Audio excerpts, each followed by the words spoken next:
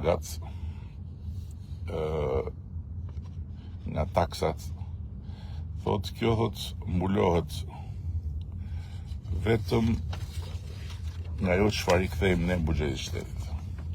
Pra nuk është ndonjë dëm, se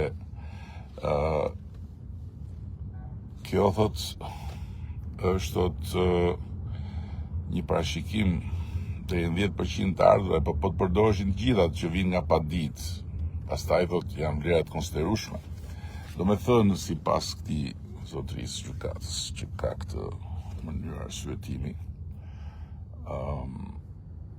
edhe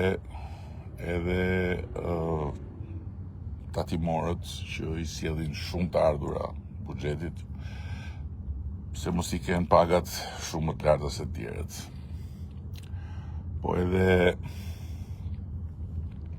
policia, pse mos i marrë gjithë gjobat për vete? Po mirë më zotëri, po mësuesit që nuk i sjellin të ardhurat të tjera kështu të drejt për drejta, si që llogarit zotrote buxhetit, si bëhet?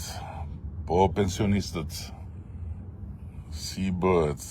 37 milion euro i doni ju për t'i çuar pagat në stratosferë dhe për t'i bërë pagat shumë herë më të larta se në Greqi e se në shumë vende të tjera të Bashkimit Evropian. Ndërkohë që këtu ka plot njerëz tjerë që kontribojnë, që nuk prodhojnë kështu të ardhurat drejt për drejta nga gjoba dhe nga konfiskime, por që prodhojnë të tjera gjëra në të mirë të shoqërisë. Ata si do i rritin pagat atyre?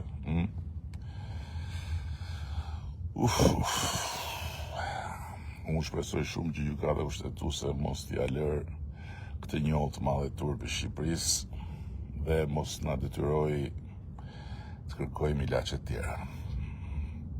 Këto kisha unë për sot. Edhe kush është i interesuar le të marrë atë regjistrimin asaj seance dhe të shohë se çfarë bëhet, dhe do kuptoj shumë mirë se sa absurde është e gjithë kjo histori, me gjykatësit që duan t'i rrisin vetes pagat. Vetë Zot